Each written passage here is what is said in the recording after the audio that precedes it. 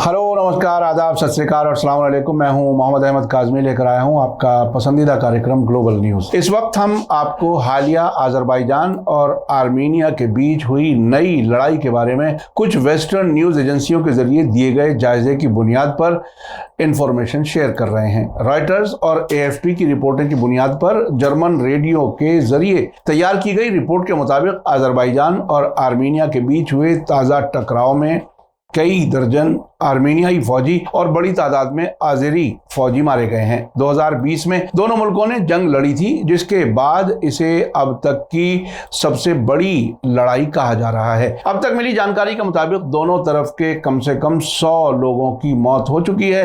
South Caucasus में मौजूद former Soviet संघ का हिस्सा रहे मुल्क आर्मीनिया और अज़रबैजान कई दहाइयों से नगोर्नो काराबाख के बारे में अपने अपने दावे की वजह से आमने सामने हैं। नगोर्नो काराबाख एक पहाड़ी इलाका है जो अज़रबैजान का हिस्सा था, लेकिन 2020 तक ये आर्मीनियाई लोगों से आबाद और पूरी तरह से उन्हीं के कंट्रोल में था। 2020 में तकरीबन 6 हफ्ते तक चली जंग के बाद अज़रबैजान ने नगोर्नो काराबाख और उसके आसपास के इलाकों पर अपना कंट्रोल वापस हासिल कर लिया। ये लड़ाई और रूस की कोशिशों के नतीजे में हुई जंगबंदी के बाद रुकी, हालांकि उसके बाद भी वहां अक्सर छोटी झड़पें होती रहती हैं। ये हालत तब है जबकि रूसी अमन फौजियों की वहां तैनाती अब भी जारी है। फिलहाल आर्मीनिया और अज़रबैजान के बीच जो टकराव छिड़ा है, उसमें आर्मीनिया का कहना है कि कई आर्मीनियाई शहरों पर रात में हमले किए गए हैं। दूसरी तरफ अज़रबैजान का कहना है कि वो आर्मीनिया के उकसावे का जवाब दे रहा है। अब खास सवाल यह है कि आखिर इस वक्त ये लड़ाई क्यों हो रही है। ये वक्त काफी अहम है क्योंकि इससे पहले आर्मीनिया और अज़रबैजान के बीच समझौता कराने में रूस सबसे ज्यादा असरदार रहा है। रूसी प्रेसिडेंट व्लादिमीर पुतिन के दफ्तर क्रेमलिन ने 13 सितंबर ट्यूसडे को कहा है कि प्रेसिडेंट पुतिन साउथ कॉकेशस में लड़ाई रोकने के लिए हर मुमकिन कोशिश कर रहे हैं। रिपोर्ट में कहा गया है कि लेकिन ऐसा लगता है कि यूक्रेन की लड़ाई ने इलाके में अमन कायम करने वाले के तौर पर रूस की हालत को थोड़ा कमजोर किया है। इस वजह से अज़रबैजान को और ज्यादा इलाकों पर अपना दावा करने की हिम्मत मिली होगी। रिपोर्ट के मुताबिक लंदन में मौजूद think tank royal institute for international affairs, जिसे चैथम हाउस भी कहा जाता है, में रूस और यूरेशियाई प्रोग्राम के एसोसिएट फेलो लॉरेंस बोयर्स का कहना है कि मेरे ख्याल से अज़रबैजान में ऐसी सोच मजबूत हो रही है कि यही वक्त है जब वो ताकत और अपनी फौजी बढ़त का इस्तेमाल करके ज़्यादा से ज़्यादा हासिल कर सकता है। यहाँ यह समझना भी ज़रूरी है कि अज़रबैजान और आर्मीनिया में अमन समझौता कैसे हो, इसके बारे में काफ़ी अलग अलग राय है। एक तरफ अज़रबैजान नागोर्नो काराबाख की सियासी अहमियत को ख़त्म कर आर्मीनिया को वहाँ किसी तरह का रोल निभाने से रोकना चाहता है। दूसरी तरफ आर्मीनियाई सरकार लोकल आर्मीनियाई लोगों के हकूक़ महफूज करना चाहती है। वेस्टर्न एजेंसियों की इस रिपोर्ट में बताया गया है कि अब आर्मीनिया और अज़रबैजान के बीच टकराव से जोखिम क्या है।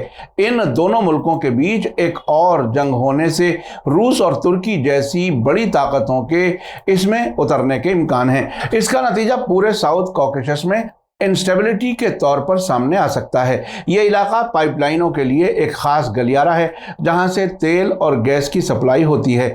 ऐसे वक्त में जब यूक्रेन जंग की वजह से यूरोप के लिए ईंधन की सप्लाई में पहले से ही रुकावट आ रही है, आर्मीनिया और अज़रबैजान के बीच टकराव से एक और सप्लाई लाइन खतरे में घिर सकती है और इससे एनर्जी क्राइसिस और बढ़ सकता है।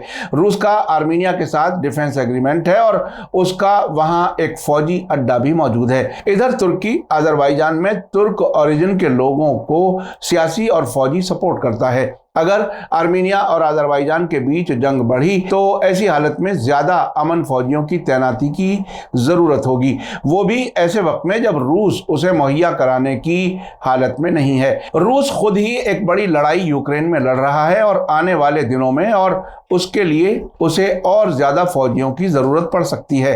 रिपोर्ट के मुताबिक ये समझना जरूरी है कि ऐसी हालत में यूरोपीय यूनियन का क्या रोल हो सकता है। यूक्रेन जंग शुरू होने के बाद रूस अलग थलग पड़ गया है और इसका असर इंटरनेशनल मंचों पर दिख रहा है।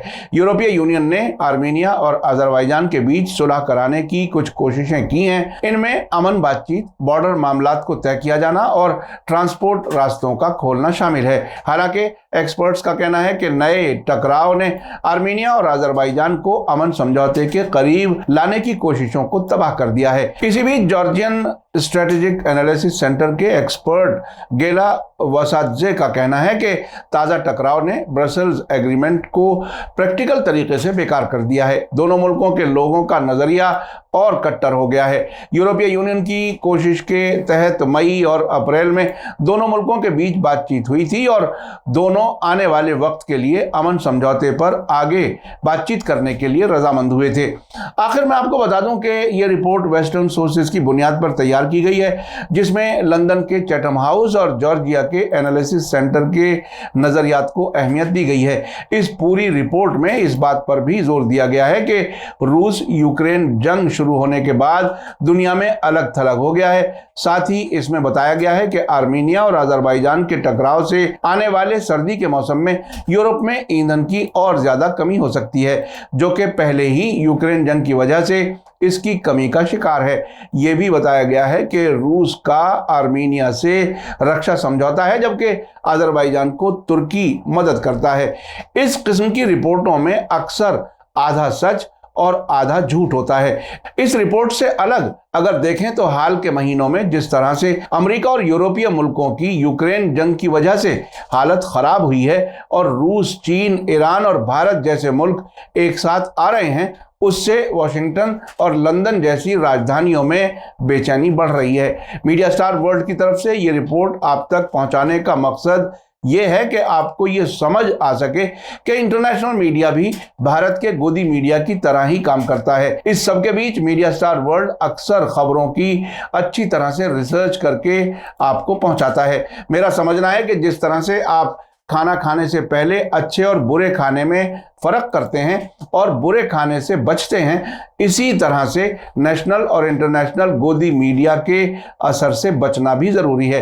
आखिर में आपको याद दिला दूं कि अगर आपने अभी तक media star world YouTube channel subscribe नहीं किया है तो सब्सक्राइब कर लें और घंटी दबाना ना भूलें। और अगर आप हमें फेसबुक पर देख रहे हैं तो हमारे पेज को लाइक करें ताकि हर नई वीडियो की खबर आपको सही वक्त पर मिल सके।